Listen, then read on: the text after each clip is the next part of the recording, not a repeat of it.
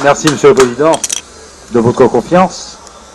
Mesdames, Messieurs, nous venons de vivre un moment, on va le qualifier à la fois de surréaliste et de profondément désagréable. Je me suis rendu ce matin au palais de justice à 9h30, au bureau du procureur de la République,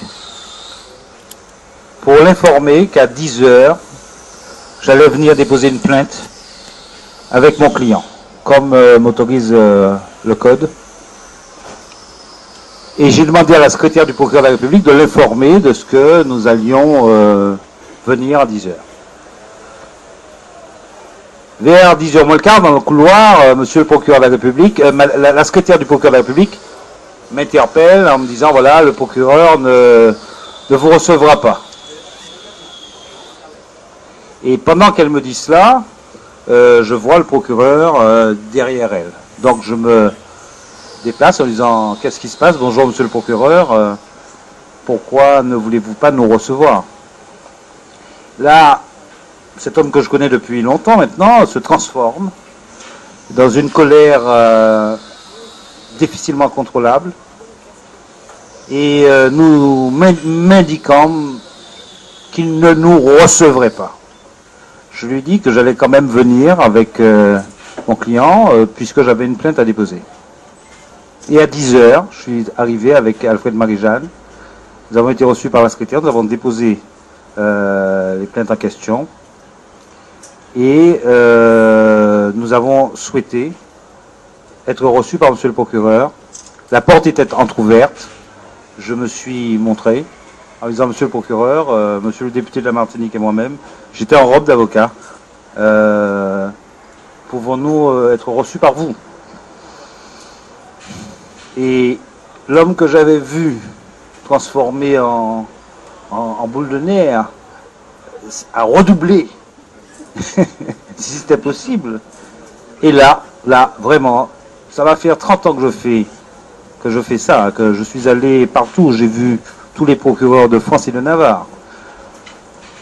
La façon dont ce magistrat est sorti de son bureau en éructant et en tenant des propos qu'il me déplaît à la fois physiquement et intellectuellement de répéter, mais je suis obligé de le faire, en me disant que de sortir de son bureau, que si nous ne sortions pas, qu'il appelle les gendarmes, que nous n'étions pas ici chez nous, et qu'il n'avait pas entré dans ses considérations de recevoir quiconque. Je lui dis, mais enfin, nous sommes, monsieur le procureur, au palais de justice, dans votre bureau. Je suis en robe d'avocat, je suis avec mon client, député de la Martinique. Vous ne pouvez pas vous comporter ainsi, vous ne pouvez pas, tout simplement, vous ne pouvez pas. Et loin de provoquer le calme chez lui, au contraire, ça a redoublé son énervement. Bref, nous sommes partis, je suis allé voir le bâtonnier de Fort-de-France pour lui expliquer ce que nous venions de subir, à la fois moi comme avocat, ce qui est un affront, et mon client, qui est député de la Martinique, ce qui est une insulte, non seulement à sa fonction et au peuple qu'il représente. Je suis allé également voir le président du tribunal pour l'informer de ce qui se passe dans son tribunal. Et le premier enseignement que je tire de cela, c'est que qui se sent morveux se mouche, c'est-à-dire que si le procureur de la République n'avait rien à se reprocher dans ce qui se passe actuellement, bien sûr qu'il nous aurait reçus gentiment en disant, mais monsieur le député, entrez, je n'y suis pour rien, ce n'est pas moi, voilà, et je vais recevoir votre plainte. Je veux dire, normalement, ce n'est pas de cela, ce n'est pas comme cela qu'il a fait.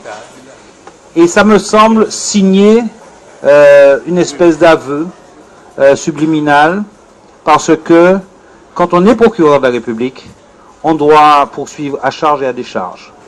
Le client qui était à côté de moi, la personne le plaignant, au nom duquel nous déposions plainte, à ce jour, n'est pas mis en examen. Il est victime dans une affaire de diffamation. Victime. Et 2 courriers ont été envoyés au procureur de la République depuis 15 jours pour nous plaindre de ce que nous considérons comme étant une manipulation. Une manipulation de l'information et une manipulation de la population. Car est-il normal que des gens qui n'ont rien à voir avec l'instruction, dont le métier est très noble et d'informer, ce sont des journalistes, soient au courant d'éléments de l'instruction, là où celui qui est directement concerné et son avocat ne le sont pas? Est-il normal que ces informations soient diffusées à l'opinion et dans quel but, alors que celui qui est directement concerné et visé ne l'est pas et son avocat non plus? Cela n'est pas normal et cela tombe sous le coup de la loi pénale. Une information est couverte par le secret de l'instruction. Toute violation du secret de l'instruction, par quiconque, évidemment, est punie très sévèrement. Et lorsque nous avons déposé cette plainte, en 2010, je suis obligé de revenir à l'origine des choses, pour diffamation, puisque vous vous souvenez que c'était le fameux document Green Parrot qui élaborait tout un scénario de prise illégale d'intérêt par Alfred Marie-Jeanne. Nous avions déposé plainte.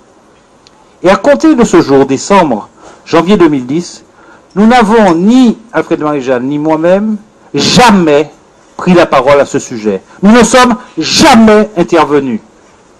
On a laissé la justice faire son travail.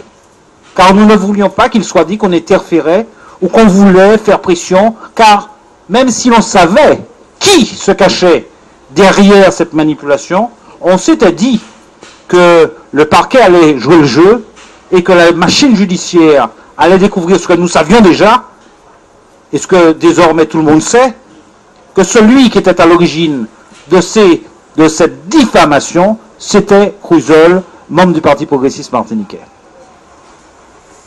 Pendant ces 2 ans et demi qu'ont duré l'instruction, il y a eu un fait marquant.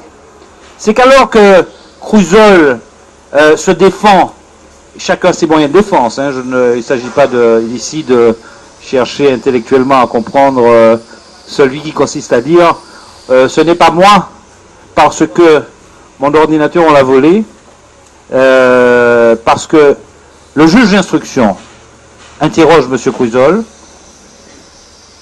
et des réponses de M. Crouzol va considérer qu'il y a suffisamment d'éléments pour renvoyer M. Crouzol devant le tribunal correctionnel pour diffamation.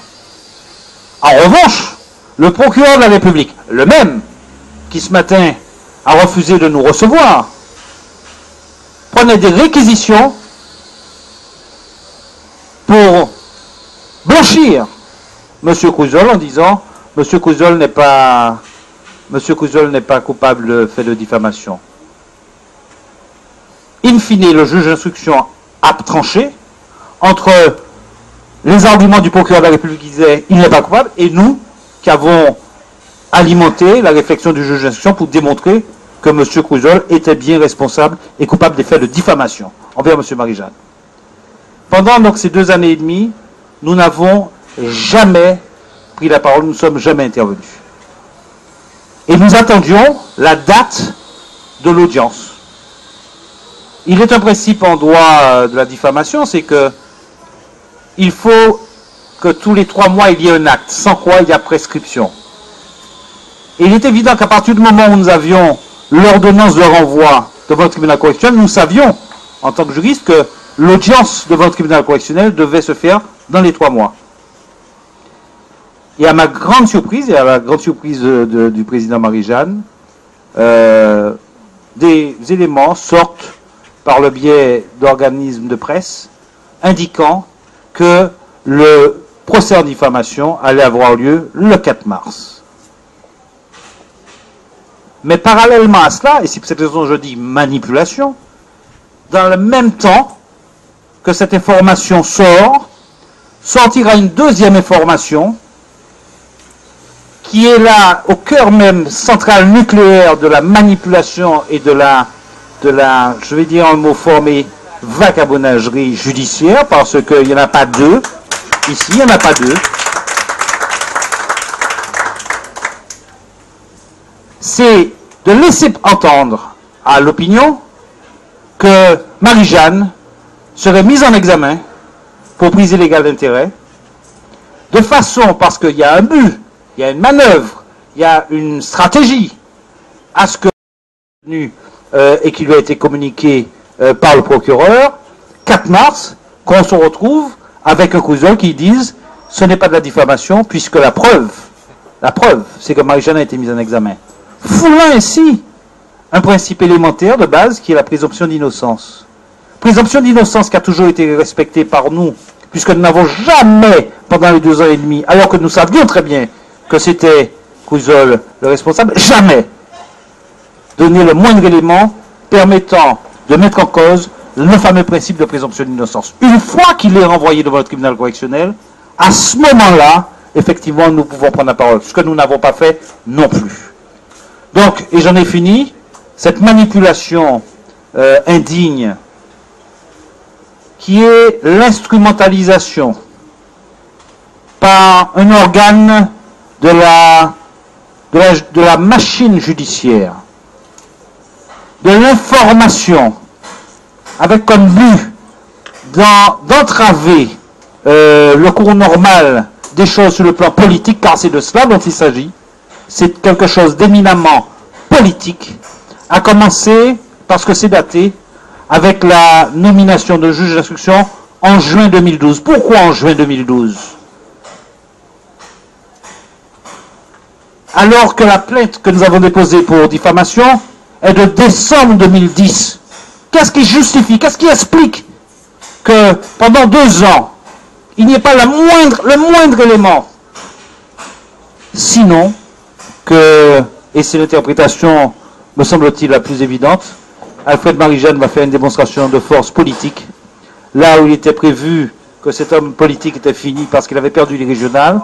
À partir du moment où il fait cette démonstration de force politique aux législatives, 15 jours après, le parquet de la République va solliciter un juge d'instruction pour relancer cette affaire. Ça n'a pas de nom, ou plutôt ça en a un. Nous aurons l'occasion de faire cette démonstration sur le plan judiciaire. Ça ne tient pas une seconde. Ils le savent. Parce qu'il ne faut pas croire qu'ils ne savent pas que ce qu'ils font est nul sur le plan judiciaire. Ils le savent. Quel est le but? Le but est le même que ceux qui ont insinué cela en 2010, c'est de salir et de déstabiliser politiquement l'honneur d'Alfred Marie-Jeanne. Pour ainsi faire en sorte que ceux qui ne peuvent pas obtenir par le biais classique de l'élection, ils puissent l'obtenir en l'affaiblissant par le biais d'une manœuvre indigne sur le plan judiciaire. Bref, c'est un combat qui commence. La façon dont le procureur de la République nous a conduits hors de toute convenance, hors de tout élément de bienséance, mais également en contravention avec les principes du code de procédure, l'expose. Et quand je dis l'expose, c'est le bon mot. Nous sommes en matière pénale. Je vous rappelle que les plaintes que nous avons déposées, qui visent à la fois la violation du secret d'instruction et les diffamations, n'importe qui, ou plutôt personne n'est à l'abri d'être inquiété. Quel que soit le grade que l'on occupe dans une machine, fût-elle judiciaire, si les éléments sont réunis pour que le soupçon soit dirigé sur vous, vous êtes pris. Souvenez-vous dans l'affaire Bettencourt, dans l'affaire de Madame Bettencourt. C'est à partir d'une plainte pour violation de l'instruction que l'on a compris qu'il y avait manipulation, que le procureur Courroy a été mis en examen, que l'affaire a été dépaysée à Bordeaux. Bref, je veux dire que aujourd'hui, en 2013, ce genre de manipulation, ça ne passe pas.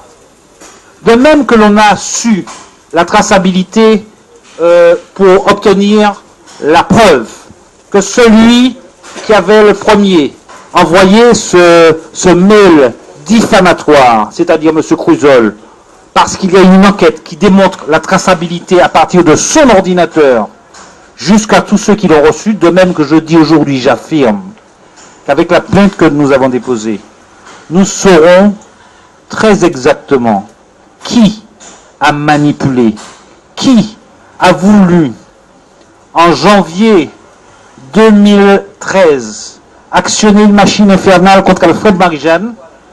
Nous le saurons, vous le saurez, le peuple le saura, tous ceux qui ont à connaître le sauront.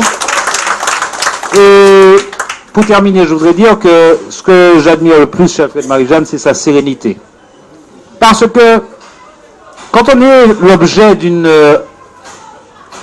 opération comme celle-ci, aussi nauséabonde, on pourrait être tenté de s'énerver. Quand on sait qu'il y a quelque chose de pas clair, on pourrait même être tenté d'être révolté. Je sais que ça ne lui fait pas vraiment plaisir, mais la sérénité, parce qu'il sait qu'il n'a rien à se reprocher, parce qu'il sait qui est derrière cela, et parce qu'il sait que, bien entendu, je le défendrai, mais que je ne serai pas seul, que vous le défendrez également, et que tout le monde le défendra, parce qu'il est innocent.